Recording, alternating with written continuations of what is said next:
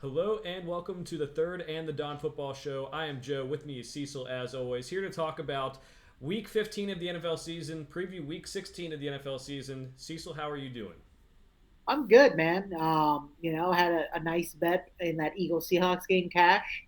That was on the edge of my seat for at the end of the game because I had a AJ Brown under 78 yards, and there were a lot of throws being thrown his way at the end of the game there. And I had the Seahawks plus 7.5. So it was a nice parlay in the fantasy football semifinals for one of my leagues. It's 1 week each round of the playoffs, so hopefully I make it to the finals next week. Knock on wood. Mm-hmm. But yeah, life is good. Lots of football still be played, and it's getting that exciting time of year.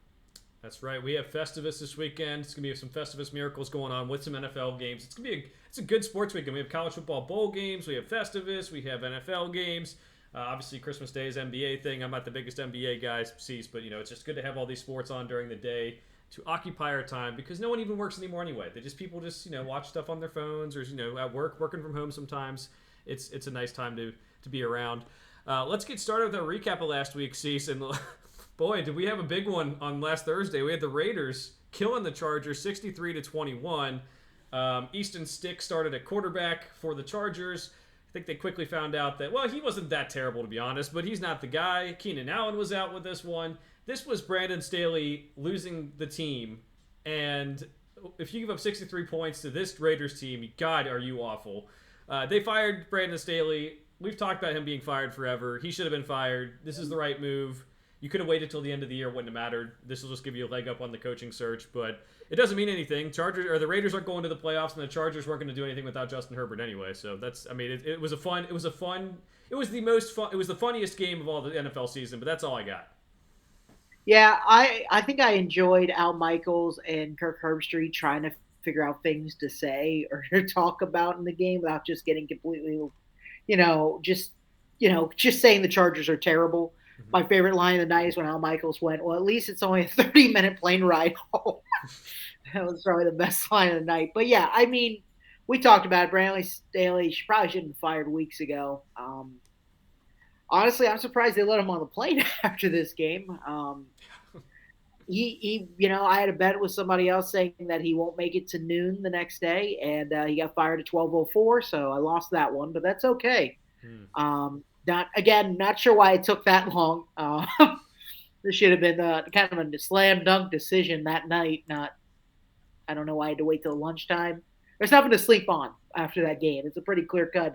This is not working, and it's time to just move on. And even if there's no real coach, it's better than what we because everyone is. It's the thing with firing a head coach a lot of times is why fire him mid-season once you have nothing to play for versus let them ride out the season is your team just getting like progressively worse is the big question. They're kind of staying the same even keel. Some people disappointed. Things that work out the way you guys hoped. You part ways, it's fine.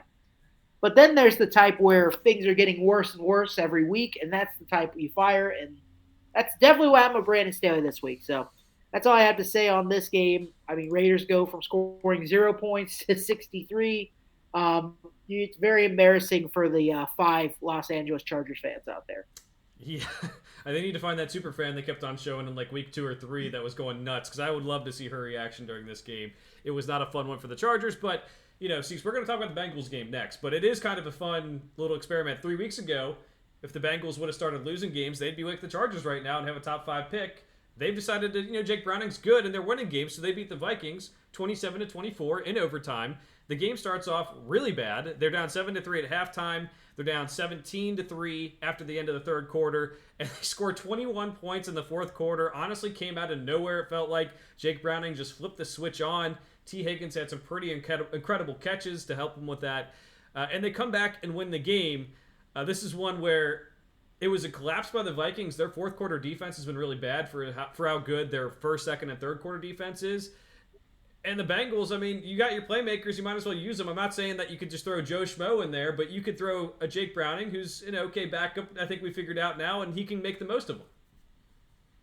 Yeah, I mean, talk about a crazy game. I mean, Jake Browning did not look very good for 3 quarters of the game. And then suddenly in the fourth quarter, something flipped on, and I don't know if he remembered he got cut by the Vikings finally. But suddenly he just starts trying to throw the ball around the field and people start making plays, which, I mean, again, the Bengals have all these weapons we've talked about, and, they don't get used. The utilization has not been there, even with Joe Burrow at times, and that's always been kind of a head scratcher, a big question mark, and a frustration for people. But it's fun to see him, actually do something in a key moment because that's kind of when playmakers are needed more than anything, right? So this one gets, into overtime. The Bengals are able to kind of win it there. But man, like there's if the big takeaways from this game are one, we knew the Vikings really aren't any good. They've just been kind of hanging around the NFC because that's what NFC teams do. If you're middling, you're going to be pretty much in the playoff hunt till the end of the season. Um, and two, the Bengals, if they can figure out using some of this scheme going into next year, they I feel like they could be almost unstoppable. I don't know how much that will actually happen because it's a style preference. Joe Burrow likes having five wide. He likes running out of the shotgun.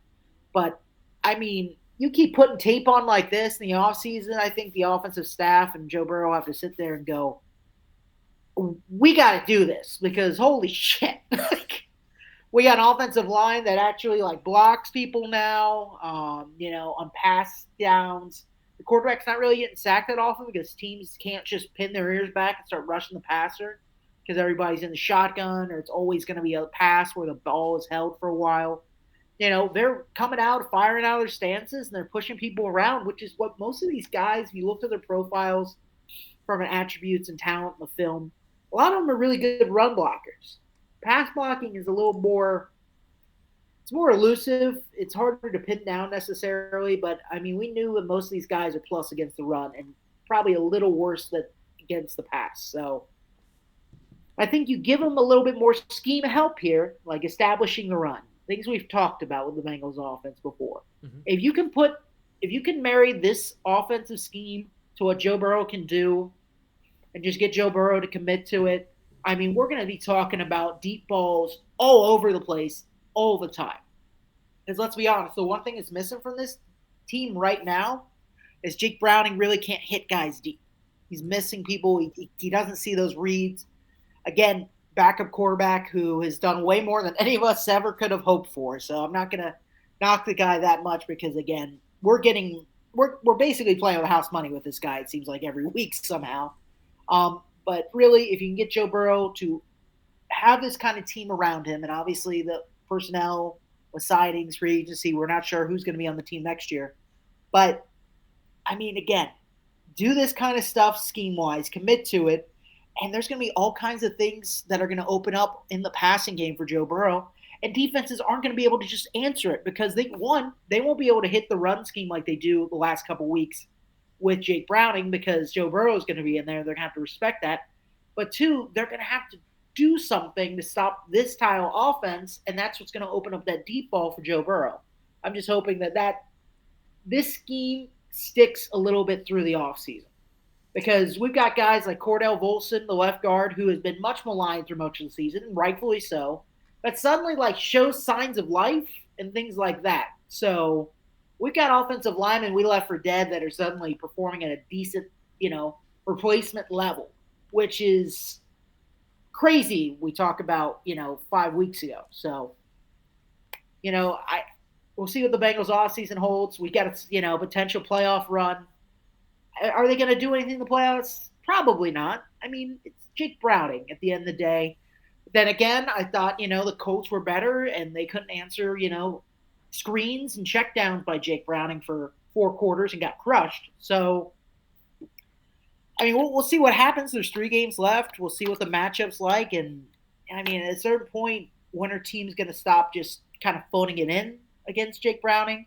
Looks like the Vikings had figured something out, but in the end, they just kind of fell apart, in the 4th quarter. So it's a good team win. The defense can't be really understated here. I mean, Trey Hendrickson is having a sneakily great season. 15 sacks. That's his career mark, I believe. I mean, the guy is quietly putting together a great defensive season. There's a chance he could get to 20 sacks. There's 3 games left. We're playing some shaky offenses. It's very possible. So The defense is providing too. Chase Brown out of the backfield at running back as the backup Joe Mixon has been great. He was hurt earlier in the year. That's the reason why he didn't use as much. But he is electricity that this offense really needs at the running back position that Joe Mixon unfortunately just doesn't always have. So a lot of good things. A lot of young guys are contributing, and if we can keep this rolling, I'm not super hopeful about some kind of deep postseason run this year. That's all gravy for me. But really, we take this momentum, take this scheme, what we've figured out with the offense, and move it forward, and add Joe Burrow into the mix. I think that's a lethal combination. I agree. I think there's a couple things to note for me too. Just one, I'll nitpick a little bit. Joe Mixon only had 4 carries for like 27 yards halfway through the third quarter. Jake Browning's still a backup quarterback. Let's run the ball. Let's keep him honest. Keep on throwing in Chase Brown as well. But you have a bell cow back in Joe Mixon. Keep on using him. And then two, I think this is a good opportunity where I know I've kind of been on the team like maybe we should just lose games. Not that you try to lose games, but maybe that'd be better for us. But if they can you're right, if they can do something in the playoffs or go into the playoffs and do well in the last part of the season here, it gives you more confidence heading into next year. And the beauty of things is you don't have too many things to replace next year, right? So if Jonah Williams walks in free agency, that's tough. You can get another tackle. If T. Higgins, we can franchise tag him. Tyler Boyd might come back on a cheaper deal because he hasn't really done too much this season. There's a lot of possibilities that can come out of this. We also saw some of the young guys stepping up. Miles Murphy got some pressure on the quarterback. That's something that's going to need to happen in the future. The pass rush has been a big problem this year. Trey Hendrickson's done fine, but everyone else has kind of not done fine. So we'll see how they do. They also lost DJ Reader and DJ Ivy, DJ Reader being the most important one there. And that could really hurt because their bend don't break defense has broken way more than it probably should have. So we'll see how they do in the next couple weeks here. Still a lot to play for. If they win out, they're not technically safe. They might need some help. So there's a couple big games coming up here. Later on Saturday, we had the Colts beating the Steelers 30-13. There was a lot that happened in this game. We had DeMonte KZ knocking out Michael Pittman on a dive. There was Zach Moss getting horse collar tackled in the end zone. That ended up having him leave the game. He's going to try to play this week, I believe, and Jonathan Taylor might be back. But we saw Trey Sermon, the guy who was outcast from the 49ers, have 17 carries for 88 yards. That was kind of cool. And Gardner Minshew played pretty well. And to be quite frank, it's Mitch Trubisky's done. The Steelers, I think they're okay with, not like okay with losing, but okay with maybe the Kenny Pickett, Mitch Trubisky, obviously Matt Canada's already gone. With all those experiments being done and maybe this team not finishing above 500 for once, I think they might be okay with it because it's been ugly. It really has. That Casey hit, that was a rough one to watch because you see it. It's football. I'm not going to say it's a dirty hit. It's an unfortunate one. It's one that everyone knows you shouldn't do anymore. It's very obvious. You could see it from a mile away coming. You saw him darting through the screen. You're just like, holy crap, he's about to just destroy this person. And he got kicked out of the game, and he's suspended the rest of the season too. So the NFL's not playing around with it. I don't think they will. Again, I'm not going to call Casey's character into, I'm not going to call the horse collar tackle, people will say it's the Steelers, and you can do that narrative all day long. But the reality is, one, it's hard to tackle people. Horse collar tackles are going to happen. You're trying to grab on, you're trying to tackle a guy. That's what you're going to do. Sometimes it turns into a horse collar. It's just stuff like that. People getting hit in the NFL, people getting tackled in weird ways. It's the inherent risk of the sport. And you can say someone's doing this stuff on purpose.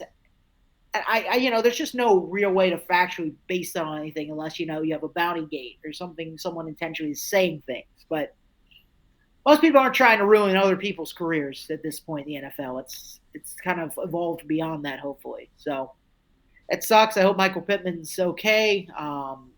He's.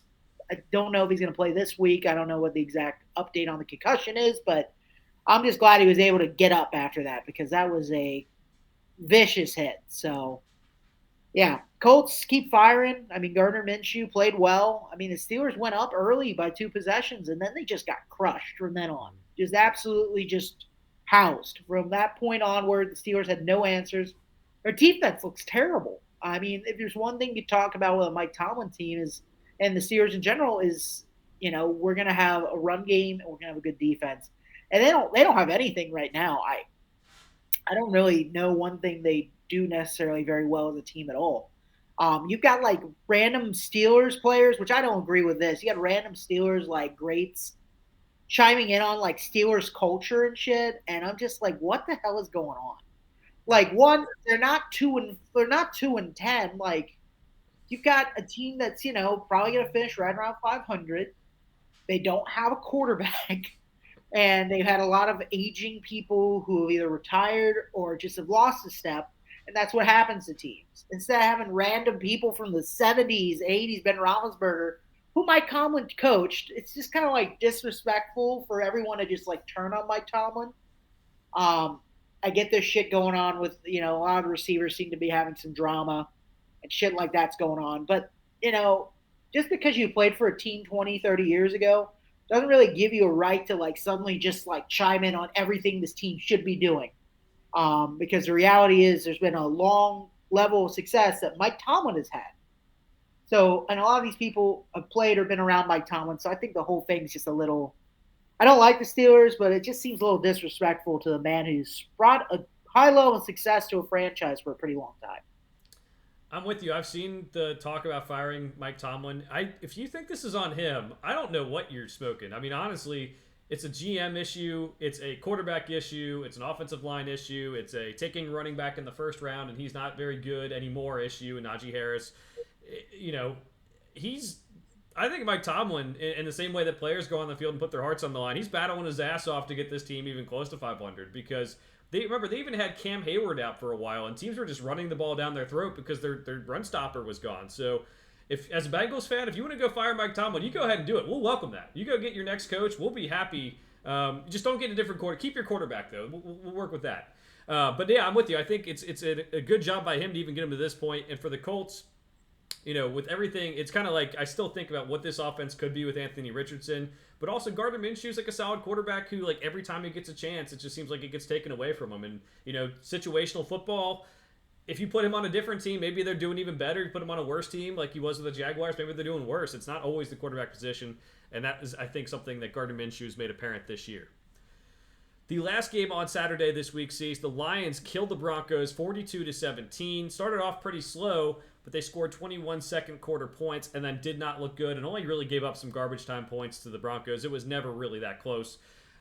Our guy Jahmyr Gibbs, 11 rushes, 100 yards, 1 touchdown. This is what happens when you utilize your good players, because Amon-Ra St. Brown also had 7 catches for 112 yards and 1 touchdown. It wasn't Jared Goff this week. It was Jared Goff, and he had 5 touchdowns as well. Very big game for the Lions. It was a win over a good team, and they kind of needed to get things back on track. Yeah, no, and notice it's the Lions at home, and that's a place usually where they play a lot better, especially in the domes. But yeah, I mean, Jared Goff had a better game this week, and that's huge. At this point, like you just said, they got the ball to the playmakers. Jahmyr Gibbs got used, and he paid dividends early. Come on, Ross St. Brown, a lot of catches, over 100 yards, touchdown. Sam Laporta was involved. Dave Montgomery was involved as well. He didn't get the touchdown, but he still was very involved in the rushing game as well. This is the kind of Lions team that needs to be out there. They limited the run for the Broncos. Javonte Williams didn't do anything in this game. The Broncos running backs did nothing. I mean, the Broncos offense in general pretty much did nothing. But the big thing 2 weeks ago was they couldn't stop the run. That's been the big thing when they played the Bears and the Packers. It's been a mess, keeping teams from doing these long, methodical drives that just worn their defense out. And then Jared Goff goes back out there, 3 and outs, and then they're right back out there. So this is the formula of success. It's not the most frustrating thing about the Lions is there's really nothing on paper you have to go, this needs change or this needs to fix. You just literally need some more general consistency out of the offense more than anything. And that really just comes down to Jared Goff making the right reads and just, when things aren't easy, not just giving up on plays. I mean, he constantly just gives up. Any pressure, it's over. He's just too quick to just be okay with a 3 and out. They don't have an elite defense. They don't have a terrible one. But at a certain point, you need to convert and control the ball a little bit more, which is something Dan Campbell tries to do by running the ball with both good running backs. But the reality is Jared Goff takes way too many sacks for 10-yard losses on second and third downs, and it kills the team. So I don't really know when it comes to the passing game what they can fix, but it seems to be squarely on Jared Goff. Just like we said before, this team's going to go as far as Jared Goff does. And if he has a bad game, they're going to look awful. When he has a good game, they're going to look really good. Um, Jared Goff does not have to play perfect. Jared Goff can be 2 touchdowns, 250 yards, maybe throw an interception if it's not in a key moment in a scoring drive, and they could win games. They really could. The problem is you don't get that. You either get 4 or 5 touchdown, 300-yard Jared Goff, or you get 140-yard Jared Goff with 2 interceptions, no touchdowns. That's all you get. So can we just find some way to get like a middle ground Jared Goff? I don't know what we got to do to mellow this guy out. If we got to give him some, have him hang out with Buddhist monks over the off season or something. But we got to get this guy mellowed out.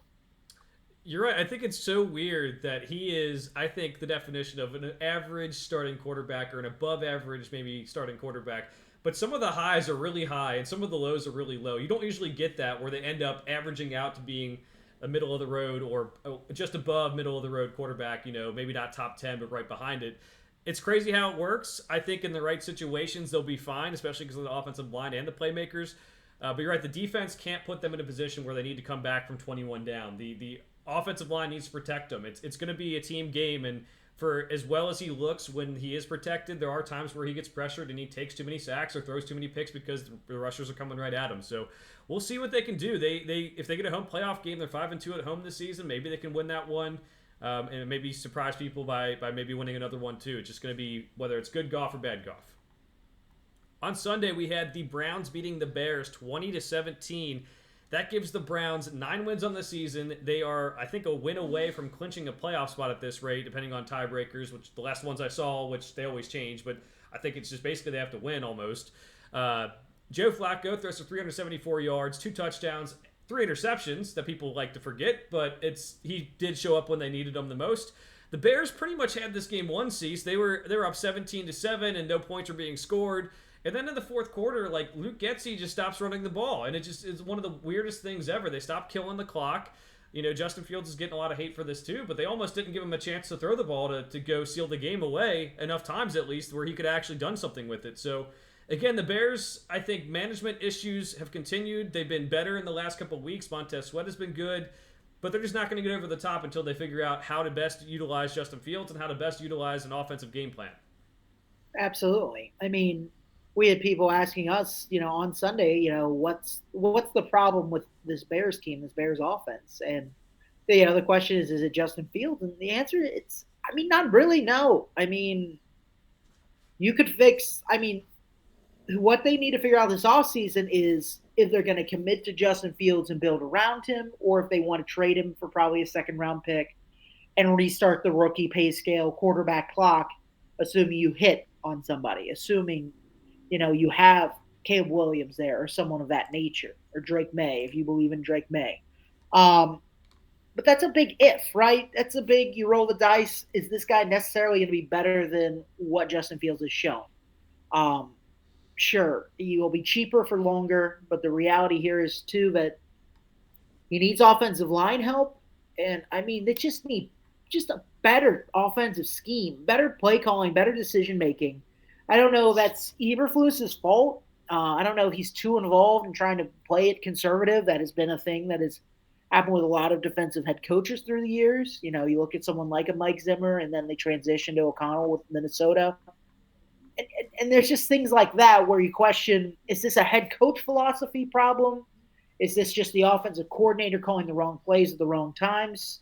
Like, where is the issue at? Is it a philosophy thing from the top down, or is it just the offensive staff you put together is just not really that great at scheming and putting together an offense that benefits Justin Fields? I have to think it's more the latter. I think it's more the offensive staff at this point. It doesn't seem like Eberflus is really one who's trying to overcorrect or really control the offensive side of the ball. A lot of defensive head coaches have not tried to do that in general. So I think it's, like you said, Getz just needs to, honestly, if anything, they need to find a new offensive coordinator who has worked with mobile quarterbacks and is willing to kind of try something different to maximize Justin Field because I mean Bears gave him number one receiver. They have that. They're trying to address the offensive line, but the problem is they don't let Justin Fields cook. Like let him go out there, let him do something, give him a little more protection. I mean, you have plenty of money this offseason to sign people. You have plenty of draft capital. I think you can win with Justin Fields. I don't think the NFC North is some dominant division either. I think Justin Fields is very well could be the answer. It could be a very successful quarterback in the NFL. And I think with his mobility as an extra layer, I think if you can really use that and find someone who can maximize that talent, you can talk about a team with a potential, top 10 offense. Like, I think that's not out of reach for them by any means. They just need to find someone who's willing. Because when Justin Fields is running around, moving the ball, I mean, we've seen both Lions games this year. The Chicago Bears controlled the game for most of it. The Lions managed to come back at the very end of the first one, but in the second one, I mean, the Bears just dominate. They can wear the clock out. They can hold the ball forever because there's really not that much you can do against a mobile quarterback. It's the same thing when you watch, the Ravens with Harbaugh and Lamar Jackson. They eat through clock on games. Or not necessarily, and honestly, an elite offense. The problem is it's just hard to get them off the field because they have a commitment to the running game, and you've got a quarterback who could easily evade a lot of times in the backfield and buy more time and move the chains, especially when it's third and manageable over and over. So that's the kind of scheme I think they need to build with Justin Fields. I think they will have a much more successful team. But only time will tell. Browns defense is good. It's not as good as it was earlier. I mean, they could win a playoff game. I don't think that's out of reach. I mean, they're probably going to be the 5 seed. I mean, the 4 seed right now is tracking to be probably the Jaguars. And, I'm not saying I'd favor the Jaguars in that game, obviously. But, I mean, the way the Jaguars have trended, some wonky stuff happens or Trevor Lawrence has another inconsistent game. Browns can win that. Are they going to win a Super Bowl? No, I don't, unless Joe Flacco stops with the turnovers. But the reality is, it's just, the offensive side of the ball doesn't really have anything going on. And again, it's just a kind of a mess. So Yeah. It's a weird year. It's a weird way to really discuss anything because you're just like, I mean, they're not really good, but I mean, this is the year of the AFC. It's the year of the ball could just bounce the right way on a turnover, and that could win you a game. It feels like in the playoffs. So we will see. Absolutely. Some breaking news. Joe Flacco has shaved his beard, so the winning streak is going to end for the Browns this week. That's something to know before you place your bets. Just like we talk about whether the Colts have the doors open or the windows open. Also, Justin Fields and Caleb Williams aren't the same player, but I will say if they pass on Justin Fields, they're going to be taking Caleb Williams. There are similarities there where you need to make sure if you have a person who tries to force Caleb Williams to play in the pocket, he's shown that there are some struggles there, including I think 32 fumbles in the last 2 seasons.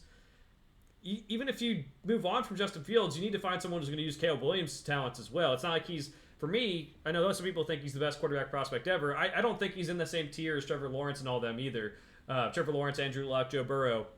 I think he's probably going to be a little bit below that when I end up grading him. But you still need to find someone who's going to use those talents because it's not a typical drop back passer, and that's going to be something they'll have to figure out as well. Like, is it worth passing on or moving on from Justin Fields for Caleb Williams? Should we trade the pick? It just doesn't seem like maybe the staff they have right now is going to be capable of maximizing Williams' talents either. So just something to watch as we go through the offseason. Is it a Eberflus thing? Is it a Luke Getsy thing? Is it a Justin Fields thing? We're going to find out in the next couple weeks here and then in the offseason. Yeah, no, you can't shave the homeless beard. That tells me that Joe Flacco is getting too comfortable, feeling like he's going to stick around and be the starting quarterback. I'm selling on my Brown stock. Joe Flacco is at its best when its back's up against the wall. That's when you get elite playoff Flacco. Clean shaven, just having a good time. That's not the quarterback you want back there. Now, he said he didn't even know how much money he was making this year. He's just playing, which is kind of cool, but like, that dude knows how much he's making. It's like, how's he going to pay? I guess he has a tax guy. He just does everything for him. That'd be nice, I guess. But yeah, we'll see. I think the Browns will start tailing off here because of that shaved beard. You can't, when you got something good going, you can't change anything. So that's just a lesson to the future there.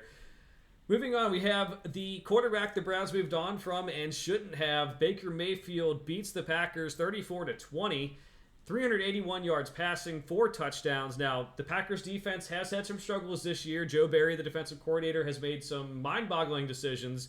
But it's still impressive. They're 7-7, looking like they could win this NFC South, make the playoffs, and albeit while they're paying their quarterback $4 million.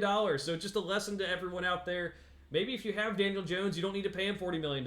If you put Baker Mayfield on the Giants, hey, they might win 6 or 7 games instead of 5.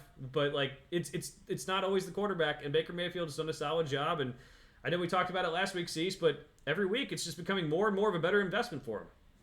It is. In Vegas, I think it's finally starting to realize that the Buccaneers can win games with Baker Mayfield and his reckless abandon at times. And, in this game, he had a perfect passer rating, Lambeau Field. I think that's the only time an opposing quarterback ever has had that.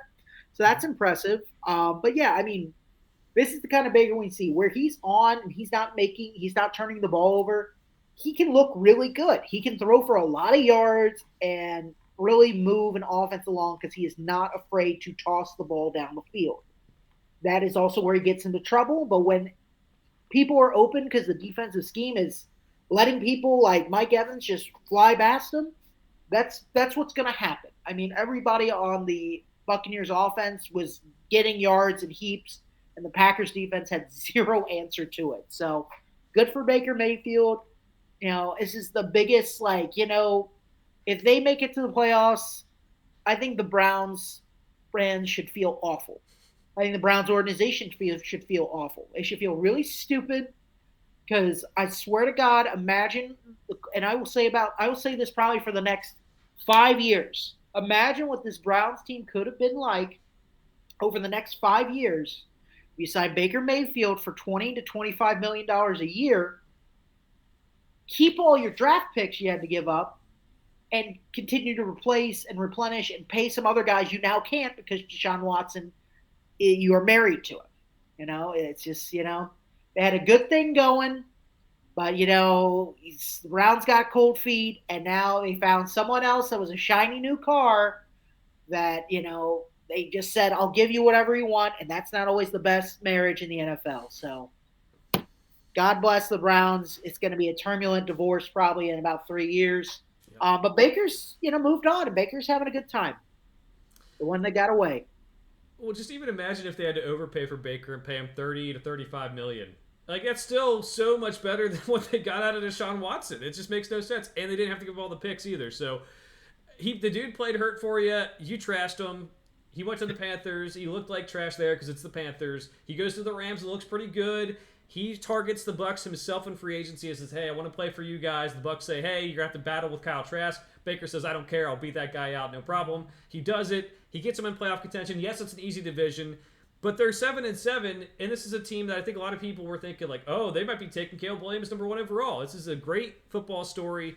For the Packers, it might be time to talk about firing Matt LaFleur, 6-8 right now.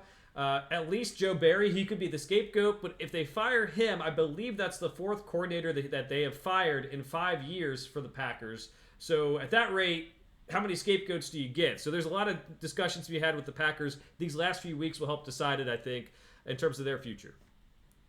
All right, the next game, Cease, we have Case Keenum staying undefeated as the starter for the Texans in his career. I think he's 3 or 4-0, but nonetheless, he stays undefeated. 229 yards, 1 touchdown, 1 interception. He didn't do anything great, but we know that the Titans don't have that much firepower this year. Derrick Henry hasn't been quite the same. Yes, there's been some offensive line issues that have made it that way. But they're down early. Case Keenum brings them back. They're able to tie up the game. They go into overtime, get a game-winning field goal. This is a good win for them. They go to 8-6, and one where the Bengals fans are hoping that they lose because this is a very tight AFC playoff race. C.J. Stroud was out for this game with concussion, and it's looking like he might be out for next week's game. And what better backup to have, Cease, than Case Keenum, undefeated starter going into next week again. Man, I do love me some Case Keenum. I always keep up to date on my backups, so good for him. What a stat. If you're Mike Vrabel and the Titans, I don't know what the hell to tell you at this point. I mean, the Texans they were up 16-0 at one point, I believe. So I don't really know what to tell you as a Titans fan other than that your coach kind of didn't scheme it right. I know that Jeffrey Simmons was out in this game, which is a huge thing, and the Texans took advantage and just started running it. And they didn't get as much, pass rush because of Jeffrey Simmons being gone as well. So obviously, key defender for Titans out, but you're playing with a lead. Your other team's star rookie quarterback is out with a concussion. You're playing Case Keenum, and you just let him get back in the game, and you let him then take you in overtime. Like that's just at a certain point. I don't know how much time is left for this, Titans team. I mean, Will Levis is there. That was good. He's had some flashes, but at a certain point, are you like, how much longer are you going to give Mike Vrabel with this team? I think Mike Vrabel has had some successful time, but the reality is, how many more like mid-tier seasons can they put up, or first round playoffs where he continues to get a leash? I'm not saying fire Mike Vrabel at the end of the season, but I'm like, how much longer is this going to go on? Because I've seen teams with a lot less patience out there fire coaches for a lot less, and the reality is the Titans have never made it over the hump. They had that 1 year that they lost at home in the divisional round when they were the 1 seed. That was 3 years ago. Mm-hmm. And I mean, Mike Vrabel can't live off that forever. They can't live off of, we found a quarterback, Ryan Tannehill, for nothing for 1 year, and then the roster aged, and that was the end of it. Like, they need to find something that works. And if Will Levis is the answer, obviously he'll be able to stay around longer. But if Will Levis doesn't, again, even out a little bit more, which is young, there's still a very good capability chance that it's going to happen. But if he doesn't even out, I don't know how much longer this kind of coaching staff and Mike Vrabel are going to stay in Tennessee. I don't either. I mean, there's a lot of rumors about possibly him going to New England after this year. I'm not sure that New England will go in that direction. I think they're going to want something completely new. For the Texans, I mean, Coach of the Year candidate D'Amico Ryans, that's pretty cool. I think even winning with the backup quarterback, getting in this position, having a shot at the division title too would be pretty good. So a lot to track here for this AFC South in terms of coaches being fired, some surprise teams making pushes for the playoffs, whether it's the Texans or the Colts with the backup quarterback Gardner Minshew. Next game up, we have the Dolphins winning 30-0 over the Jets. Tyreek Hill was out for this game. Didn't matter. I think they more precautionary. He tried to go. He really wants that 2,000 yards in a season. Doesn't really matter. Dolphins needed the win. They're 10-4 now, but they have a tough schedule down the stretch. Don't really have much to analyze from this game. We knew the Dolphins were good. We knew the Jets were bad. But I'll use this to take a time to say that I think Aaron Rodgers was being a little bit of an attention seeker, Cease. I think he said all year, I might come back. I might come back. I might come back. And then the Jets get eliminated from the playoffs, and he's apparently playing defensive back in practice, but he's not good enough to play. He's going to be on the active 53-man roster the rest of the way so he can continue to practice with the team. There was no chance in hell he was ever going to play. Like, what is this? So, again, this game, who cares? Dolphins win, but why are we, like, people are surprised Aaron Rodgers isn't, like, going to play and stuff. Like, why? This is a torn Achilles. Yeah, I think it's finally time. They're eliminated. It's time we can finally close the book for the year on the New York Jets circus. And then we can talk about it all off season on the Pat McAfee show. We can hear all about how Aaron Rodgers is going to come back firing. He said he's found his love for football again. All these pronounced things where he said, I think I was only going to play a year when I got here. Now I think I could play 2 more. So, whatever he's got to do to make himself, beloved by New York.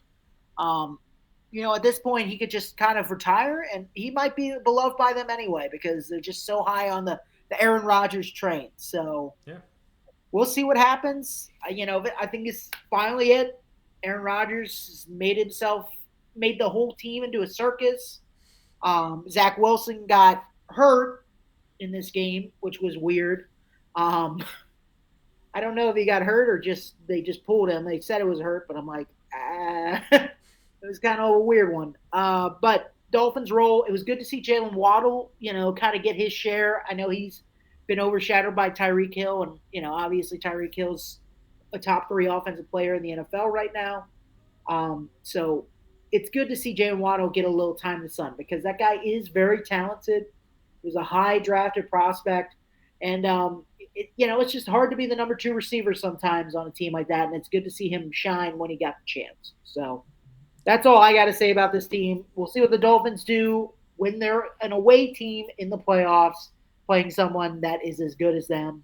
That's really we don't know what's going to happen in that point, and we'll see because, like you said, they have a difficult schedule. We'll see what they do over the next couple weeks to see how I feel about them when playoff time comes. Yeah, I think one of the things again we're into stupid stats here. They are bad when they wear the aqua jerseys, the new fashioned aqua jerseys. They need to make sure they're wearing white in the playoffs, or they need to be wearing their throwbacks. I know the rules are really tricky with when they can wear throwbacks, but just wear the whites. Pay off the other team to let you wear whites, whatever it takes. If you're home, I guess you can pick to be white. And usually, when the other home teams choose to wear colors. But their record is pretty bad with the aquas. Stick to the whites, keep it rolling. Make sure you have the good vibes flowing. Get Tyreek healthy, and let's see if you can beat a good team because they have a pretty big game coming up this weekend. The Chiefs beat the Patriots 27-17. That's okay. I mean, the Chiefs needed a get right game in this one. They win by 10. It's not the biggest margin, but they get a win. Patrick Mahomes still struggles. He throws 2 picks. He's still a little bit emotional on the sidelines. Taylor Swift is emotional as well. She's dropped a big F-bomb. I don't know if you saw that. That's unacceptable. Can't be doing that when you watch football. I've never done that in my life. Clyde Edwards-Helaire had a pretty big game, but at the end of the day, Patriots stink. Chiefs, we're going to figure it out against the Patriots no matter what. Yeah, I mean, an F bomb. There are a lot of people's daughters watching that broadcast, so that's disappointing to hear.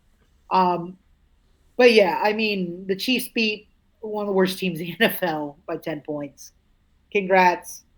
Um, I don't know. These playoffs, it's hard to project what the Chiefs are going to do in the playoffs this year. They're kind of just going to get credit to be a potential Super Bowl team just because they've been there before. But when I look at this team, and I know Pacheco's out there, but I don't think the problem is the running game here. I think the problem is, again, Pat Mahomes and these receivers cannot push the ball down the field anymore. They just can't. There's no end in sight. I don't know why the hell they didn't try to get a bigger name receiver over there. That's what I would have done. I would have done anything on God's green earth to try to find a receiver that could be a semblance of, a borderline number one, just wide receiver 2 guy to just pair with Pat Mahomes at this point. That's what I would have done. I don't care what the market is because that is really what is holding this team back from being a Super Bowl candidate. They have a good defense, but that doesn't matter if Pat Mahomes and the team can't push the ball as an offense anymore. And again, we've seen rough spots with Pat Mahomes in the regular season towards the end where we're all just like, do they suck now? We don't know. They almost lost to the Texans last year in like week 15 too, and then, they won the Super Bowl. So we'll see. I don't have the most confidence in them. I mean, they have a good shot in the AFC just based off of almost everyone else is going to have a backup quarterback besides probably the Dolphins and the Ravens and if the Bills make it, the Bills. And then pretty much other than that, like everyone's just kind of not at full strength.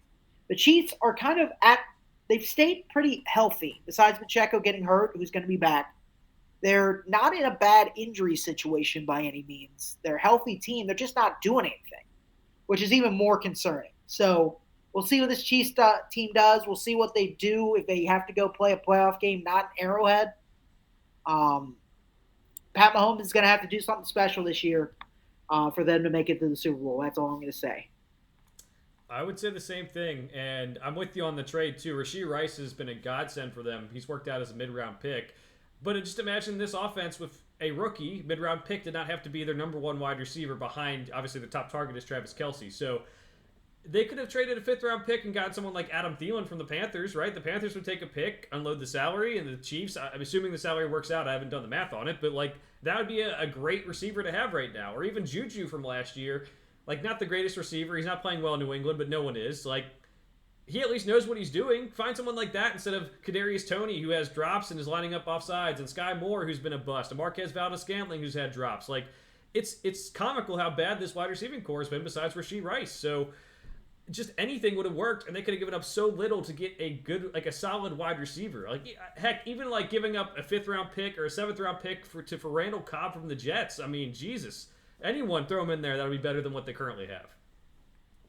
Let's move on, Cease. We got the Saints beating the Giants 24-6. The Tommy DeVito hype has gone up and down for the last couple of weeks here. Saints get the win. It would be nice to say that I really got more faith in the Saints after this one, but I really didn't. The offense wasn't that explosive. It's good to get the win to go to 7-7, and for the Giants going 5-9 really kills their playoff chances. But this really was a game that was not worth watching. No. I mean, the Saints beat up on a Giants team that's just, I mean, beaten down at this point. I mean, what are they playing? They've nothing to play for or live for. Are on their third string quarterback. I do love Tommy DeVito, Tommy Cutlets. I love his agent. I love the whole thing. It's very New York. Go team. But I guess I've seen some things. I don't know if it was a real, actual thing that happened. I guess Tommy DeVito got mad at the Giants, like, PR person because they're trying to do something with, like, his Italian heritage and, like, some kind of, like, video or something. And he was like, it's not a gimmick. So that's interesting. We'll see if, I don't know how true it is. I read that on Twitter. I'm like, yeah, I could see how eventually the whole I'm Italian thing could get a little crazy, especially considering kind of the caricature they've seemed to put up with it. But that's a social commentary in itself. But I mean, it's a fun story. I hope Tommy DeVito sticks around the NFL. He's awesome, regardless of what his true quarterback skills are. It's like Gardner Minshew. It's beyond the skill. I just love having this guy around. It's about having a good personality sometimes in sports too. You got to have people that are likable in your sport. That's what people want. People want to root for that guy. So Tommy DeVito to the moon. I'd rather see Tommy DeVito start over Danny Dimes next year. I know that's not going to happen, but I'd rather see that and have fun with it versus just watching the failure that is Daniel Jones. But yeah, they get beat bad. The Saints, Derek Carr throws for a lot of yards. It's a very up and down, inconsistent team. It didn't buy me any faith in them either. We'll see what they do on Thursday night. But, I mean, it's a winnable division. It's just, are they actually going to pull through these last 3 games? Yeah, you're right. That's why you come to this show, for the social commentary. I think that's the biggest thing we offer. As an Italian myself, yes, the jokes were fun at first, and there is probably a point where it goes too far, or people make too much of it. But it is fun. I mean, he's an Italian American doing great things. I'll keep on supporting him. There was also a thing with, like, he raised the price for an appearance or a New York pizzeria, and then he ended up showing up for free because I Schefter, or no, it wasn't Schefter. It was who's the insider? The one. Rappaport? No, not Rappaport. It's the business. Darren Ravel, like, dragged him through the mud on Twitter and just like, he's not going to show up anymore. His agent raised the prices by $10K. Well, yeah, if I was starting quarterback and I started playing well, I'd raise my prices too. That's how it goes. What was Tommy DeVito's price before? It was $10K and it went to $20K, and then he ended up showing up for free anyway. So we want the story to go on, and if we're up to us, like, yes, like, Tommy DeVito would be starting, Gardner Minshew would always have a starting job, Jameis Winston would be starting for the Saints right now. We like content. We like when things are interesting, not just good, not just bad. So yeah, I hope they figure this out, and hopefully we get to see some more good-natured jokes about Italian Americans go on. We like to see the good-natured ones.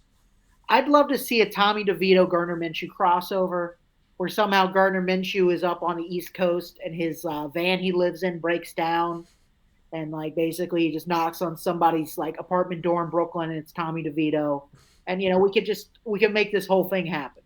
I mean, I think there's 2 characters in the NFL. If the writers of the NFL can hear me, Tommy DeVito, Gardner Minshew, you got to get them together.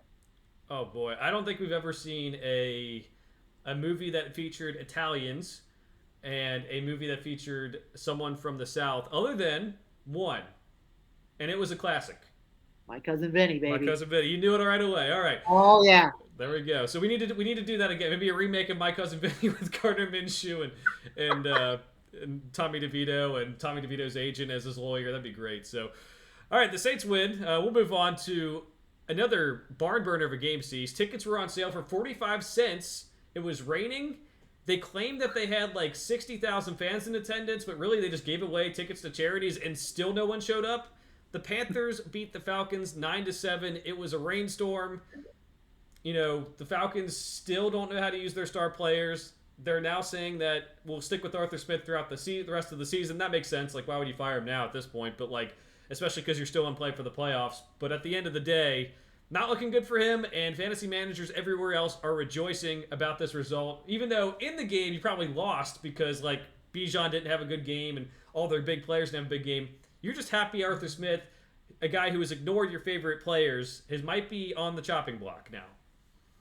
Yeah, I usually wouldn't say, NFL coaches have things to worry about, but I mean, if Arthur Smith like gets fired from the Falcons, or stays on even, I don't know, depending on the city or the street he walks down, America, if somebody knows what he looks like, I mean, it might get hairy. I mean, I wouldn't say usually a head coach gets accosted, but if there's one man that might, it's probably Arthur Smith. If you walk down a major city street and at about midnight and someone realizes and someone goes, that's Arthur Smith, he might get sworn by dudes in backwards hats, just being like, what the fuck? You ruined my fantasies team. Yeah. And that'll be probably the next 5 years of his life until everyone forgets about it. But for right now, one of the most maligned men in fantasy sports history, right there. So I haven't seen anything quite like this since the Chris Johnson, Lindell White touchdown vulturing of the late 2000s. I haven't either. This again, a game not to watch, but the storylines that come from it. Sometimes the storylines are bigger than the game, and this is going to be something people track the rest of the way. Some of us have guys like Bijan in dynasty leagues, and we're just sitting here like, you had one of the best rushing attacks in the whole league last year, and you drafted Bijan Robinson and got much worse. It doesn't add up. So let's see how they go from here. The Panthers traded their picks, and their future's pretty much toast anyway after firing Frank Reich. So we'll see what happens with them as well. Next game, the Rams beat the Commanders 28-20. It really wasn't this close. The Commanders scored late to kind of make things look like it was closer. Kyren Williams has really been very big for them. 152 rushing yards and 1 touchdown. Matt Stafford not getting the credit he deserves either. He's having a fantastic season, so good for him as well. Rams stay in the playoff hunt at 7-7.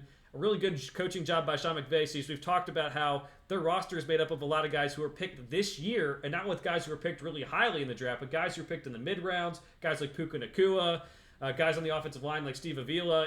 There's guys that you just, like, they literally built a roster through one draft because they had lost so much over the last couple of years with guys walking out the door after they paid them those contracts for the Super Bowl. Yeah, I mean, this team, I've said it before on this podcast, I mean, the way the Rams are using Kyren Williams, the way this offense is shaking out, it looks a lot like, the MVP, fantasy MVP Todd Gurley year, where Todd Gurley was healthy and they just rode him into the playoffs. And I believe that's the year they made the Super Bowl as well, from what I can recall. But, I mean, that's kind of what Sean McVay, I guess, has always wanted. He just hasn't had the right running back since that point, since Todd Gurley kind of fell off, and then Cam Akers is a mess. But he found Kyren Williams, and Kyren Williams is performing. People can't stop him on the run. He catches balls out of the backfield. I mean, he's a dominant force. The Rams team looks a lot different with him. Cooper Kupp has gotten a lot healthier. Puka Nacua has been a great second receiver that they really have needed. So, I mean, I see a lot of decent weapons on this team right now. The offensive line they're getting more than they should out of them. Matthew Stafford's having a decent year. It's not great, but, he's aging, but he's still moving the ball. They're still scoring points. I mean, they are a team that could technically sneak in the playoffs here. And I wouldn't be surprised if they play the right team the first round, like they end up playing the Lions or something.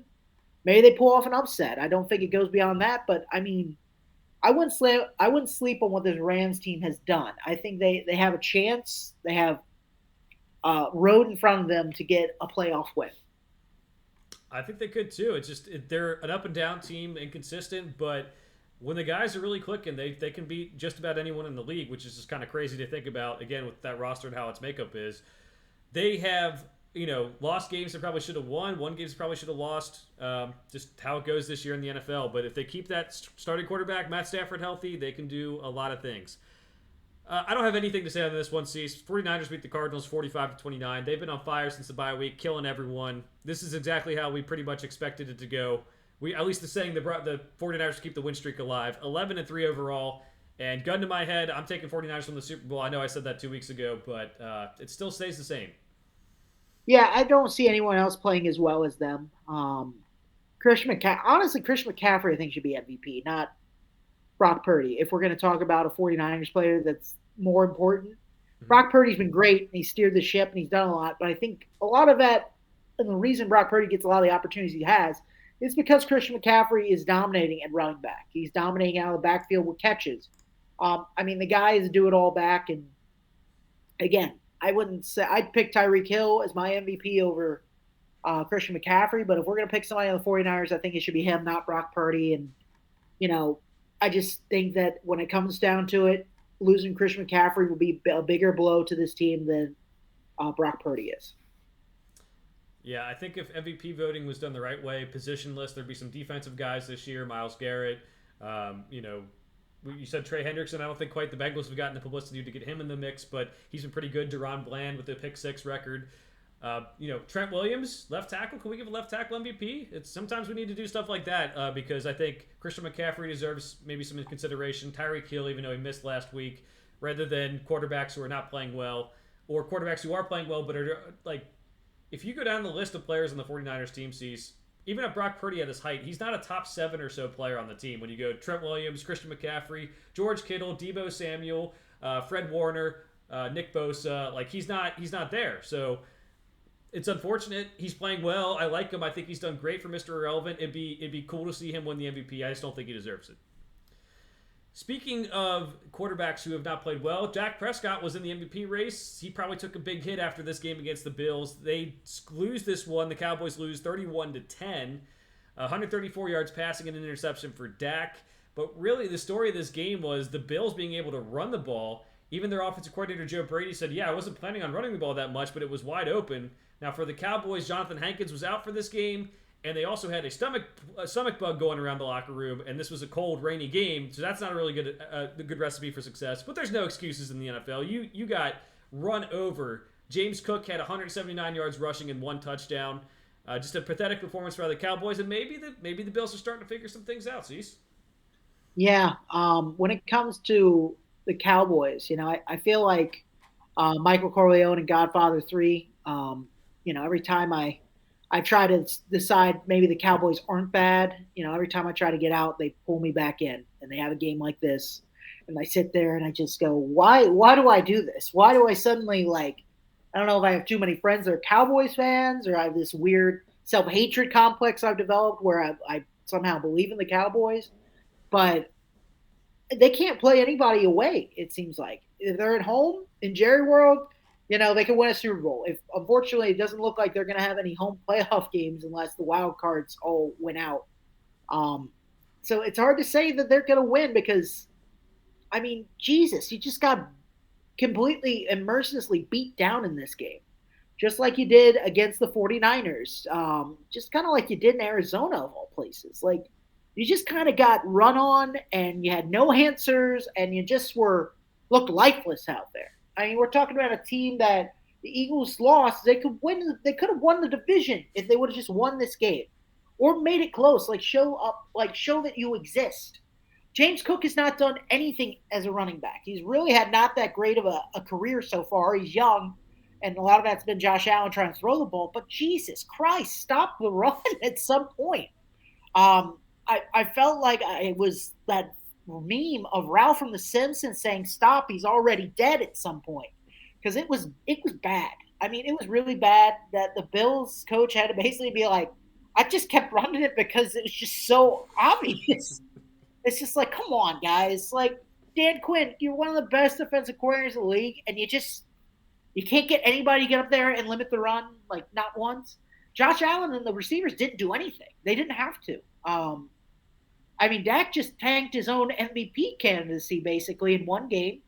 So, yeah, there's a lot of things to be negative about if you're a Cowboys fan here. And the same damn question just keeps popping up week after week is when the lights are the brightest, the pressure's on, and they're playing a really good team across, are they going to be able to meet the battle? Because obviously the Eagles, it's an NFC East rivalry. It's a different thing. But the reality is when they play the other top teams in the NFC or a top team in the NFL, they kind of just disappear into nothingness, especially if they're away. So I get conditions suck, but the reality is it's football. Not everyone gets to play in a dome every week. And that stuff's going to show up playoff time because your ass is going to be on the road. And you're probably going to have to go to Philadelphia, which is a rainy, cold, sad place. And then you're going to go to San Fran, who is going to be a vicious home crowd that does not like you. And the results have been horrible through the years with them. So God bless. I hope things work out for you, but man, every time you try to believe, they do something stupid like this. Where if the Cowboys would have just lost the game, I go, it happens. They're an away team. There's a rainy game. Stuff happens. There's a difference between just losing against another good team and just getting flat out demolished, which is what they do. So Mhm. that's a Mike McCarthy. That's a Mike McCarthy right there. I mean, where's the energy? Where's the team that wants to compete? I mean, how do these guys not realize how important this game is? Like, I don't understand. As a coaching staff, as a team, as a locker room, how the hell do you go in a game that flat? I know people are kind of sick, but Jesus, we're talking about home playoff games. We're talking about not having to play the 49ers right away. We're talking about all these kinds of things, and you just didn't show up. Yeah, I'm with you. It was just an embarrassing performance. They have to try to regroup. That won't be easy. They are one of the teams that literally has lost all their games on the road, won all their games at home. So maybe they can just win out and hope the Eagles lose another game. That's what they're hoping for right now because that doesn't look pretty with how they played against the Bills. Sunday Night Football season, we had the Ravens beat the Jaguars 23-7. Now, as you said earlier, the Ravens offense isn't always the best. They're not going to score 40, 50 points per game, but they get the win here. They win 23-7. Lamar Jackson has 97 rushing yards. The Jaguars cannot put up points. And then Trevor Lawrence has to go into concussion protocol. He did not practice today on Wednesday. That's usually not a good sign for starting on Sunday, but they're going to have some pretty important games coming up. But another good win by the Ravens. They're not going to kill teams or blow them out, but they're going to grind games out just like how they should be. Yeah, I mean that's what the Ravens have done. What they've done consistently through the years. They've just honestly they never had Lamar this late into the season except for once I think 3 years ago. So he's often hurt. Hopefully he stays healthy. Not because I like the Ravens, but it sucks to see a team year in and year out be good. And I'm no Ravens fan, like I said, but give them the opportunity to have Lamar, see what they can do. Because I'd rather see that happen and it succeed or it fail than have to hear sports fans forever just say, "Well, we never had Lamar in the playoffs, so you'll never know." It's like let's figure it out this year. Let's find out. Um, but yeah, I mean they look good. The defense limits plays. I don't know if it's just. I mean the Ravens are consistently good. They don't really destroy like you said. They don't blow anyone out, which is usually a hallmark of an elite team. They leave teams like the Jaguars are in this game until late in the fourth quarter still, and that's something that's concerning. That eventually you got to put the coffin nail in, man. You got to hammer them down before there's not 2 minutes left in the game. There was the weird touchdown that was called incomplete pass. Terry McLaurin was, or whoever the rules analyst did. Yeah, it was Terry McLaurin. Just swore was a touchdown and completely was like getting so irate in a game that almost nobody was watching at that point. So good for them. I mean, the Jaguars look bad. They look flat. They can't do anything right now. Trevor Lawrence makes some not great throws at times. Calvin Ridley is wildly inconsistent as the number one receiver. And we've got offensive linemen doing stupid penalties, play after play at home. The amount of false starts and penalties they had in this game was a lot. I don't really know how to fix the Jaguars is the problem. I guess get a better offensive line to protect Trevor Lawrence, but we got guys dropping passes. We got Trevor Lawrence not really making passes he needs to at times. I don't really know what to say with them. I mean, for a team, we've never been high on the Jaguars in this show, but people in the national media sure have been for most of the season. I don't really know what the excitement is other than the same thing it's always been is that Trevor Lawrence is supposed to be great, but it hasn't panned out in the NFL yet. Yeah, he had that big comeback win against the Chargers, and I think that really fueled people this offseason. It's like, oh, we'll have Calvin Ridley. Well, Calvin Ridley hasn't played in a couple years, and he has some good games. He has some bad games. Christian Kirk has been hurt the last several weeks. It's not the greatest situation for them right now. It doesn't mean I don't think they can build back a little bit better in the future years. But for right now, I don't see it with the Jaguars. If you're asking me before the season, yes, I'd pick them to win the AFC South because I thought the other teams were bad. Now I'm thinking like Texans with the healthy C.J. Stroud. Probably better. DeMeco Ryans as head coach. I think that's probably better. So that's something they're going to have to prove to people again this season. Monday Night I mean, Football. Go ahead. is there a chance Jacksonville misses the playoffs? They have not clinched, and I mean, I think they will make the playoffs, but ultimately, I mean, we're talking about a team that is it's reeling right now. I mean, they're not doing well. I mean, they're playing teams like the Buccaneers, Panthers, and it looks like their final games against the Titans. But I mean, we're talking about a team that, I mean, they could technically lose the division right now. I mean, it's tied. We got Colts, Texans, and Jaguars all at 8-6.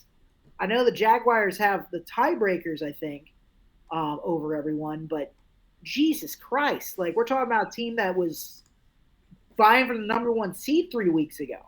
Now, I mean, they're barely in chance to win the division. So I don't know. I mean, we're talking an assumption the Jacksonville Jaguars should win the division, which they should. But it's becoming more and more worrisome, and it looks like there's a chance that the Texans, get another win or C.J. Stroud's able to play. They might overtake them. And same thing, even with the Colts. Like, there's a chance that these teams could overtake them, and the Jaguars just squander away one more game, and these other teams win out. Yeah, I mean, it's definitely just a totally different situation than it was a couple weeks ago. And it shows you how good the AFC North is, even with some of the backup quarterbacks. They are 0-3 in the last 3 weeks to the AFC North teams. They beat the Steelers earlier in the year. But you play some of these teams back to back to back with how physical it is, and you lose some games. So they're going to be hoping they get back on the right track. They're playing Tampa Bay this week. I think that is more of a toss-up game, and we'll see what they can do. On Monday Night Seats, we had the Seahawks beating the Eagles 20-17.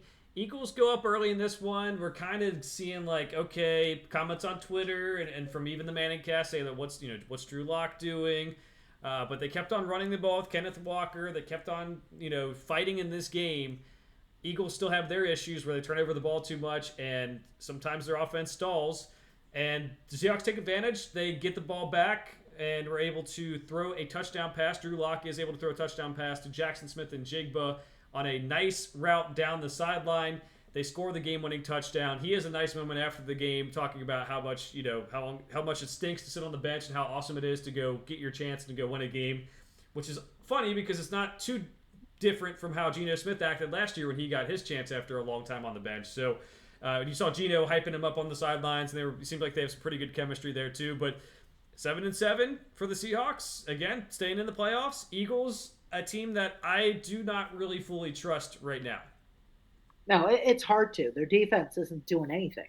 They got run on in this game. They let up the big pass at the end. Their defense is the big question mark, obviously, but even their offense, I mean, they're not moving the ball. I mean, they usually get one or two conversions, and it breaks down around midfield. And I mean, they gotta hope to God that they get 3rd and 1 basically, because they just can't convert on longer third downs right now. I don't know what exactly it is. If Jalen Hurts is focusing too much on A.J. Brown, I've heard that. I don't think that's it because Devontae Smith still gets looks. So does Dallas Goedert. But it's just scheme-wise, I don't know what it is. If too many guys are just going for a big play every game, or if, they just – I think they just need more routes and more availability of Jalen Hurts where they can just move the ball consistently downfield. It's too much of this. Jalen Hurts has to convert with his legs, or they got to get close to the markers so they can do the brotherly shove, and then they bomb it down the field to Devontae Smith or A.J. Brown. And sure, Dallas Goedert's been back, so he's gotten a little bit more. But, I mean, he's only got 3 receptions. He's just not moving the ball downfield. They're going for deep shots. They're not hitting, and they keep not hitting over and over, and that's what's going to happen. That's the downside to trying to have a big explosive offense. And if you don't hit it at least one out of every 3 or 4 times, you're going to be giving up the ball a lot. Your defense is going to be tired, and you're going to be in a low scoring game where you can be subject to what happened in this one. And amazing interception at the very end of the game by Julian Love. I think that was the second one by him that game. Mm-hmm. So yeah, I mean, again, probably not a ball that should have been thrown because again, A.J. Brown was double covered. There's got to be somewhere else on the field to move the ball. So decision-making on the offense by the quarterback. And 2, I just think the scheme needs to find a more of a middle ground where we can move the ball without having to throw it 40 yards. Definitely. I'm really excited to see what happens with these teams in the next couple of weeks, specifically the Eagles. Can they get back on the. I mean, they have 2 games with the Giants left, which, again, thanks NFL schedule makers, 2 games with the same team in the last 3 weeks. Can you get back on the right track? Can you show us that you're the Super Bowl contenders that you were last year? You have a good record, but you haven't played well. For the Seahawks, is Geno Smith coming back? How's he going to play? They pretty much held him out of this game because of the not so great conditions. Didn't want him to slip and hurt his groin any further. But it's good to see that they were able to get the job done without him.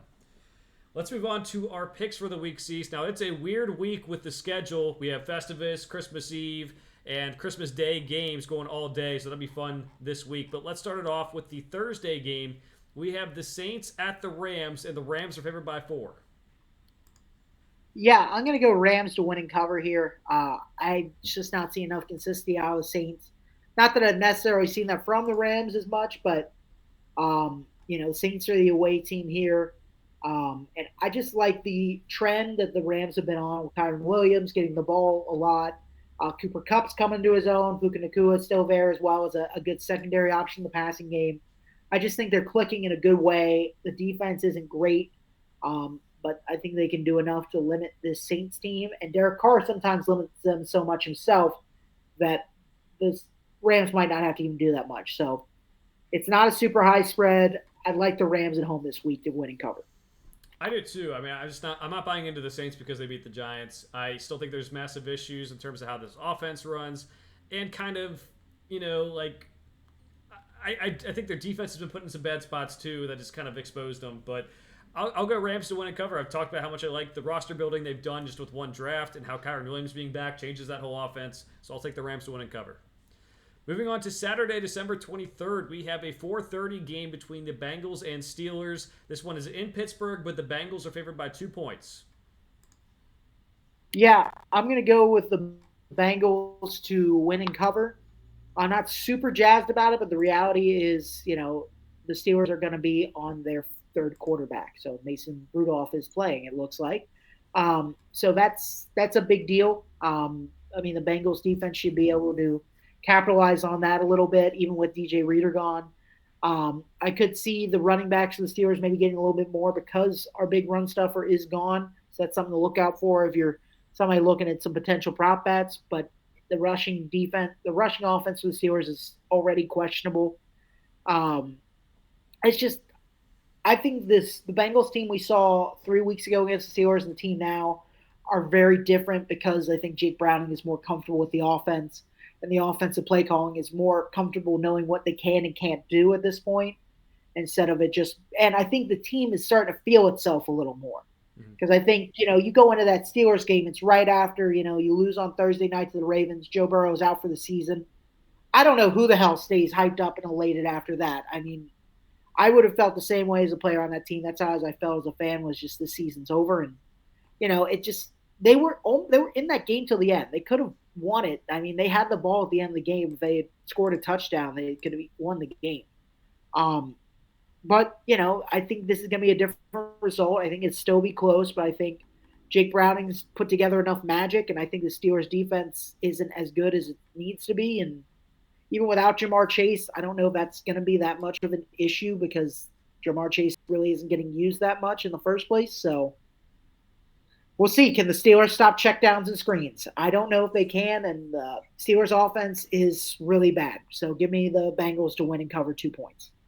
Yeah, if the Steelers had shown any signs of life over the last couple of weeks, I may pick them in this game, just with all the Bengals injuries issues that they've going on. But Jake Browning's finding a way for the Bengals. They're utilizing their playmakers in different ways. I hope they were able to run the ball in this game, at least to control the clock a little bit. But the Steelers you haven't seen what you wanted to. I mean, we thought that maybe firing Matt Canada was the issue, and I think it has solved some things, but definitely not the whole offense. And I just don't think they'll be ready to play for this one. I think the Bengals will win and cover. The Saturday night game will be a one to watch, Cease, and I say that sarcastically, as the Bills take on the Chargers in LA. The Bills are favored by 12 points. Yeah, I'm going to go the Bills to win and cover here. I think this Bills team, they've got to kind of win out. That's where they are as a team. It's one of those things, right? I mean, their record right now is subpar. They're going to continue to need those wins. each and every week. And I mean, yeah, I just think this is something they have to do. They have to, basically win out. I mean, they're sitting right now, I believe, at 8-6. They've lost a lot of games to other teams in the playoff hunt. So, I mean, they easily could win out here, be 11-6, and make the playoffs as a wild card. Who knows? There's even a chance that the Dolphins, lose a little bit. They've got a hard schedule, like you said. They could even take the AFC East, possibly. That's a little harder to predict. But 3 games ago, there's a lot of options to the Bills, and they're showing signs of life, which is huge. I think they come out and Easton Stick. That team is, I think, dead on arrival right now. Brandon Staley just got fired because they came out so flat a week ago against a really bad team. Now you're going up against a Buffalo team who has everything in the world to play for and wants to keep showing people that they're one of the best teams in the NFL because they've had a lot of question marks up through the midseason. So I think this is going to be a game where they continue to roll just like they did in Dallas. I think so too. I think the Bills win and cover. I'm a little bit scared because when you fire a coach, usually the team comes out with a little bit more energy the next week, and they did have more time to prepare and heal up for this game. But Easton Stick at quarterback, don't really love that. Also, the Bills were able to run the ball against the Cowboys. The Chargers have been notorious for not stopping the runs for years now. So if the Bills can keep that running game going, they will not even have to throw the ball. It's like Josh Allen said last week. I felt like a kid who didn't have to do anything for the group project, and I still got an A. Well, you might get an A again this week, even though you don't do too much, because I think they're going to win and cover without having an elite quarterback in this game. Cleveland Browns at the Houston Texans. This line has shifted because we found out that Deshaun Watson. C.J. Stroud is out for this game. Deshaun Watson was out anyway. We're supposed to get a Deshaun Watson revenge game, or a Texans revenge game against Deshaun Watson, I should say, but it is not to be the case. The Browns are favored by 2.5 on the road. Yeah, I think the Browns are going to win this game for sure. Right now, with with CJ Stroud not there, it's hard to really pick. It's hard to pick the Texans without their star young quarterback. I think Cleveland's defense is better. I think Case Keenum will have a little bit more of a difficult battle in this one than he had against the Titans if he's starting. And Nico Collins is now hurt. Tank Dell's out for the season. I don't think they're going to be able to run the ball on the Cleveland Browns the way they did against the Titans, and I think that will be the struggle. So without C.J. Stroud, I got to go Browns to win and cover. Browns for me as well. Got it early in the week where I actually was given points, but I'll take the Browns to cover the 2.5 point spread here. Flacco hasn't been perfect, but he's been just enough. This is what you've needed at the quarterback position for the Browns. Their defense is still playing pretty well. I think they're going to be able to give Case Keenum his first loss as starter of the Texans. It's going to be a sad day, but that's how it's going to go. Next one up, we have the Indianapolis Colts at the Atlanta Falcons. This game is a interesting game. It's the Matt Ryan Bowl. I hope he's calling. It's actually on Fox. He's not calling it. That'd be really cool. But the Falcons are favored by 1 point. I'm going to go Colts. I think they played better last week. I think they have better. I think they're playing for more right now. I think the Falcons have kind of given up at this point. It was a demoralizing loss to the Panthers last week. I just don't trust Arthur Smith. So for all these reasons, I'm going to go the Colts to win an upset. Same for me. I mean, I know Taylor Heineke's going to start. Don't think that changes much for them. They've had trouble getting the ball to the playmakers' hands all year long. The Colts, hopefully Jonathan Taylor or Zach Moss, maybe both are available. They can run the ball, get something done on the ground. I think the Colts win and cover. The Seattle Seahawks at the Tennessee Titans. We don't know about the availability of Geno Smith yet. It looked like he was going to play last week, so I think he probably will play in this one. The Seahawks are favored by 2.5 on the road. Yeah, I'm going to go Seahawks here. I think they're a team that is playing. They've been playing really well since that Dallas game. Really, even though they lost, they've been playing hard every week. Pete Carroll gets that team hyped up, and they're right in the thick of being a wild card in this thing. And again, the NFC's, there's no givens in the NFL this year. So I think the Titans are a team that is too wildly inconsistent. It does worry me that it's a 1:00 game. That always worries me that they might come out flat, especially on a short week. But I think the Seahawks, again, teams that are playing for a lot more than just for pride, and the Seahawks are one of them. And I think they're going to come out and win. And that's a virtually almost a pick 'em at 2 points as an away team. You got to take that. Yeah, especially Will Levis got pretty banged up at the end of last week's game too. I'd imagine he's out for this game. Actually, I haven't seen anything on it, but I'd imagine he's out. I'm going to take the Seahawks to win with Ryan Tannehill stepping back into the lineup. Derrick Henry hasn't been the same. He actually made a comment about how it's maybe his last season with the Titans, and that's kind of sad and stuff. But I think the Seahawks can go on the road and win this one and cover. Next one up, the Green Bay Packers at the Carolina Panthers. One of the ones that we didn't think would be that great of a game, probably still won't be. The Packers are favored by 5 points. Yeah, I'm gonna go Packers to win and cover here. I think again, Packers have a chance at the playoffs here. I don't think the Panthers are going to win two in a row. It seems very unlikely. Spread is a little high, but the reality is, do I think they'll win? I mean, it's under 2 field goals, so the Packers should win this game by that much. Lock it. I wouldn't. I'm not super confident in it. It's one of those ones where I'm more teetering on the side. I just take the money line to make yourself feel a little more comfortable. But yeah, I got to go Packers to win and cover. I'm going Packers too. I mean, I know Joe Barry's had his issues this year, but I think he can do a decent job against the Panthers offense. And if he can't, then maybe that's the nail in the coffin for him. But they've also should be able to run the ball against the Panthers defense and get the job done to win on the road and cover. Next game, the Washington Commanders at the New York Jets. The Jets are favored by 3 at home. Um, I'm gonna take the give me. I'm going with the Commanders the upset here. Give me the Commanders, and I'll take the points. I just don't trust the Jets backups. I'm gonna go Jets. I think the defense is still in play. The Commanders have some real issues. Their leading sacker this year is still Montez Sweat, who hasn't been with the team for like 6 weeks. They don't get to the quarterback. It seems like they're maybe giving up. It seems like Ron Rivera knows he's a lame duck coach and going to be fired. Brian Robinson was out last week, and they didn't even really use Antonio Gibson to his fullest abilities. So I think they're just kind of giving up. I'm going to go set Jets to win and cover. Detroit Lions at the Minnesota Vikings. We have a divisional matchup here. Detroit is favored by 3.5 on the road. It's a dome game, so I'm going to go with the Detroit Lions to win and cover. I think they're a team that needs to continue to try to win and put points on the board. Same here. I think they'll be able to protect Jared Goff. That'll be the difference here. They should be able to use both running backs and get the ball in the playmaker's hands. They'll win and cover on the road. Sunday evening game, Cease. We have the Jaguars and Buccaneers. This one's in Tampa. Weather will be nice. Buccaneers favored by 1. Don't know if Trevor Lawrence is playing. Yeah, this is a weird one. So this is a stat. The Jaguars do lead the league in takeaways. With that being said, I don't think Baker's going to stay hot. I'm going to go with the Jaguars in the upset here, I guess you can call it. I'm assuming Trevor Lawrence will continue to try to play, so I'm going to give it to them. I think Baker Mayfield will have some turnovers in this one, which will be the key to why the Jaguars win.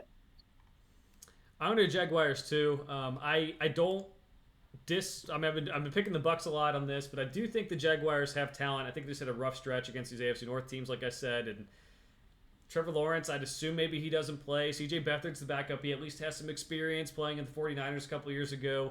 Maybe they can figure it out, like you said. Maybe get some turnovers and get the job done. Arizona Cardinals at the Chicago Bears. The Bears are favored by 4.5 points. Give me the Bears in Chicago. Again, the weather is turned a little bit.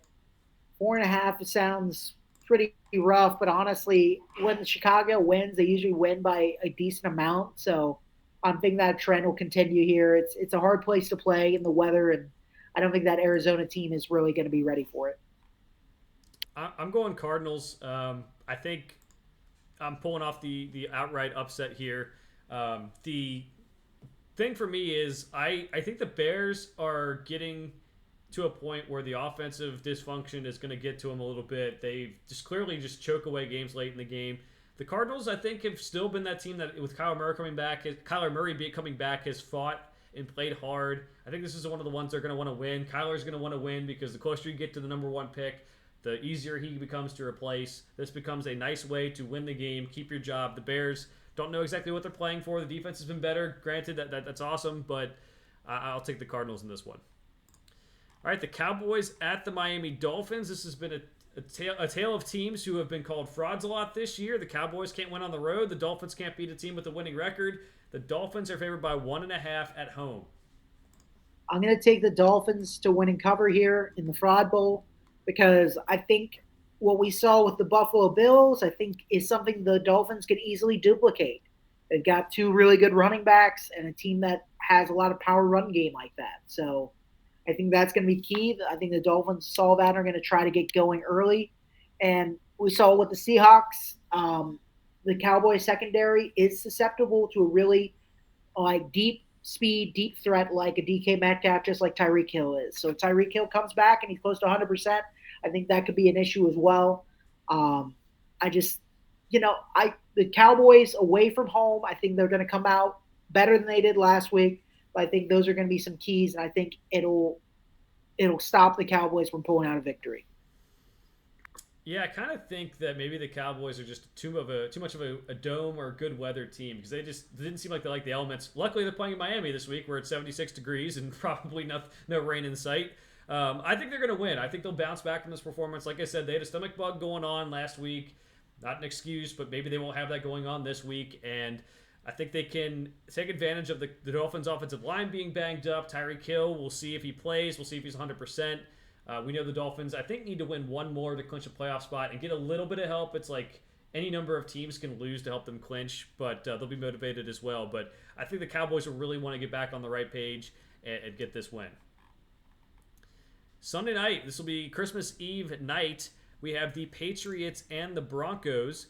This is a game that I think is a little bit different than maybe we expected a couple weeks ago. It is the Broncos favored by 6.5. Yeah, it also has the potential, the weather reports are saying maybe a snow game. So how much more festive can you get on Christmas Eve?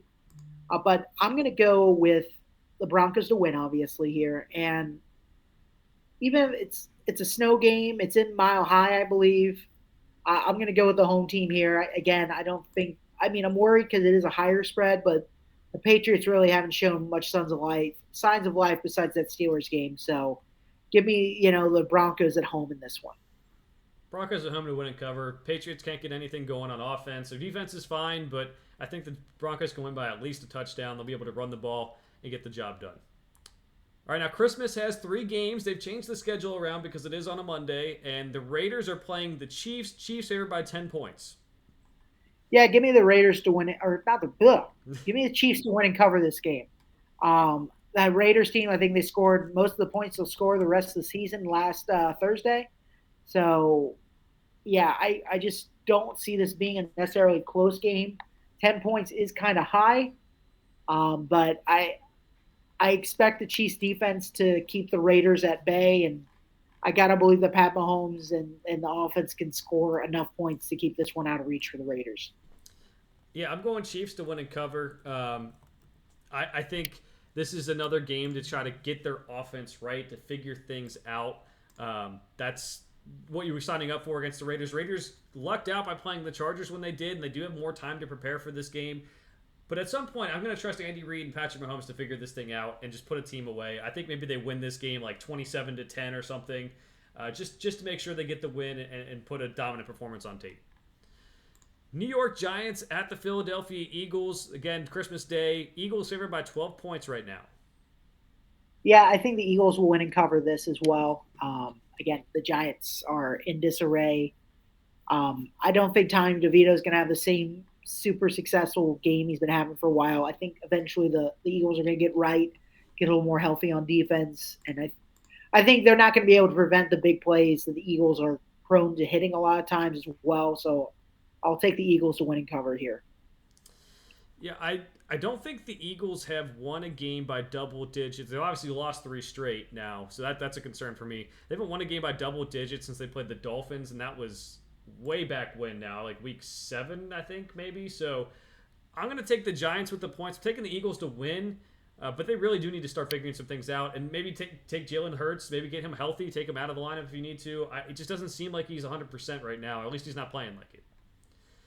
All right, Monday Night Football, Christmas Day, we have the 49ers and Ravens. The 49ers are hosting, and they are favored by 5.5 points. Probably the 2 hottest teams in the league right now, Cease. Yeah, getting the 49ers here. I think they win by a touchdown probably, so it's right in that score. Again, I think this game could go really quick because both teams like to run the ball and try to kind of play ball control. But I just think, again, the 49ers have been operating on a different level, and I could see them just, winning this one by a touchdown. Or, it wouldn't be surprised me if they win by more because the talent level is just seems to have been there. So, I mean, this is a potential Super Bowl preview week. So it'll be a fun one to watch. I think the 49ers come away and cover. I have the 49ers winning, but the Ravens with the points. If you're going to give me 5.5 for two of the teams in the league that I think are maybe the best, I'll take 5.5 points. I also think that this game will probably be. I think it's supposed to rain, so I'm not really sure how that affects things. But both teams like to run the ball, so maybe it'll be kind of close. And also, I think at some point the 49ers are going to have to maybe not even lose a game, but not play their best and not cover a spread, not win a game by double digits. It's just at some point it might happen. See, I don't know. All right, so that's our picks for the weeks. Any final thoughts, Cease? No, just everybody have a happy Festivus and good luck in the fantasy playoffs to everyone. Absolutely, I agree with those sentiments, Cecil. My turn to remind everyone to like and subscribe on YouTube and wherever you get your podcast. It helps us out as we go along. For now, thanks for watching. We'll see you guys next time. See you guys.